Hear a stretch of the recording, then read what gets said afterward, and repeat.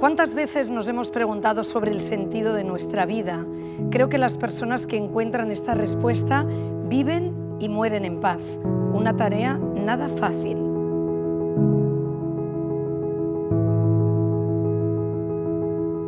Sobre el sentido que le damos a nuestra vida, sobre cómo mirar a nuestro interior, hablamos con Julio Gómez. Julio Gómez es director del equipo de atención psicosocial en el Hospital San Juan de Dios de Santurce, que pertenece al programa para la atención integral a personas con enfermedades avanzadas de la Fundación La Caixa. Doctor Julio Gómez, hola, gracias por acompañarnos. Hola, Gemma. Quiero que hablemos de la espiritualidad.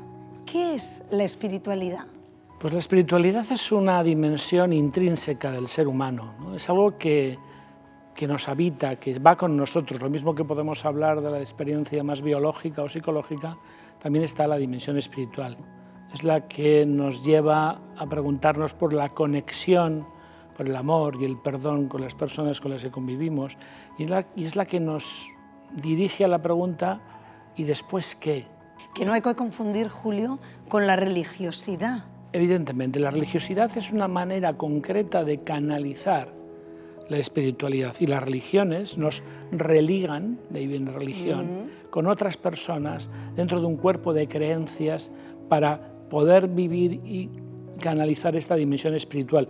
Pero no tener una religión no excluye el abordaje de la espiritualidad, que tiene que ver con esas tres claves fundamentales que son el sentido, que son la conexión y que son la trascendencia. ¿Y por qué es tan importante en nuestra vida, para nuestra vida, tener esa dimensión espiritual? Porque cuando vivimos conectados con esta pata más de nuestra identidad, vivimos más conscientemente todo lo que configura nuestra vida. Nos permite estar más conectados con nosotros mismos, y esto nos permite no vivir en piloto automático, sino ser pilotos de nuestra vida. Pero ¿cómo lo hago, Julio? Yo que voy siempre con el piloto automático colocado. ¿Cómo me conecto con...? En el fondo es conectarme con esa vida interior, ¿no? Primero, yo creo que es reconocer que hay esa parte en mí. Segundo, a veces es aprovechar las ocasiones que la vida nos trae y pone delante de nosotros. Unas veces es en la naturaleza, cuando determinadas experiencias de paisajes nos trasladan mucho más allá de algo que nos lo explican las emociones humanas. Otras veces es ante la contemplación del arte en cualquiera de sus formas. Otras es una relación concreta con las personas que aparecen en nuestra vida. Cualquiera sea el cauce, esta oportunidad que se nos abre, poder cultivarla, y no solo en ocasiones especiales, sino en algo más continuo, cotidiano. Eso es lo que nos permite ir superando este piloto automático y vivir conectados. Y por eso una de las formas en las que nos irrumpe en nuestra vida sin que nosotros la llamemos es el sufrimiento. Claro, eso te quería preguntar, ¿cómo acompañamos o cómo esa dimensión nos puede ayudar a acompañar a las personas en el sufrimiento? No solo a las personas con una enfermedad avanzada, a sus familiares, a sus amigos. Bueno, porque la experiencia de sufrimiento es universal. Nadie puede decir que nunca ha sufrido. Y como decía una enfermera que conocí, y el que diga que no, que espere, ¿no? Porque va con la dimensión humana. Entonces, esta experiencia de sufrimiento tiene una mirada entendida como un problema. Es decir, tengo una amenaza y tengo que potenciar mis recursos para afrontarla. Pero hay otra experiencia del sufrimiento que es el misterio. ¿Por qué me pasa esto a mí? ¿Por qué me ha pasado esto? ¿Qué sentido tiene? ¿Por qué ahora? Todas estas preguntas nos conectan con esta dimensión espiritual. La persona que enfrenta esta experiencia necesita de acompañamiento. Necesita de alguien que sea capaz de estar al lado, que sostenga las preguntas, no que le dé respuestas, porque las respuestas son personales e intransferibles, pero que sostenga las preguntas sin miedo, sin angustia, sin prisa.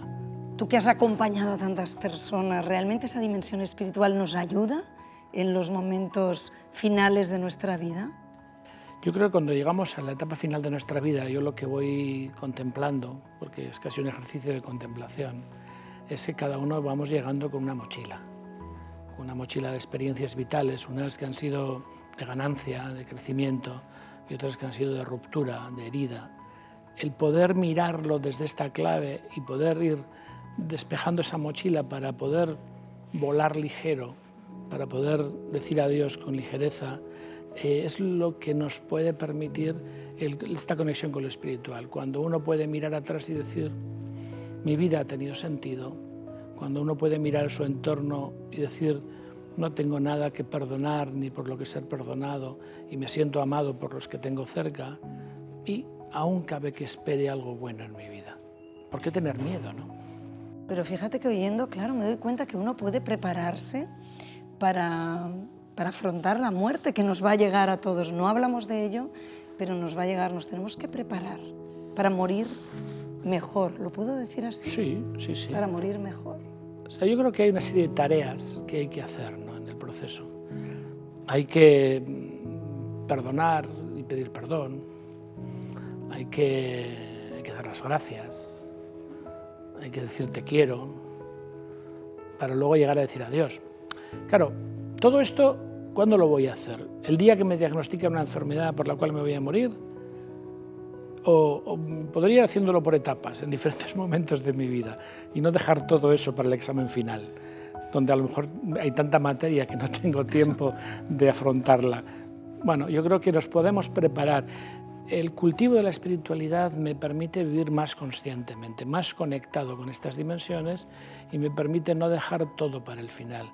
Me permite vivir conectado con la vida. Sí, pero ¿cómo se aborda con personas que tienen convicciones ajenas a todo esto que estamos hablando? Porque no se trata no hablamos de convicciones, no hablamos de planteamientos, hablamos de la experiencia vital que tiene, hablamos de las preguntas que se hace.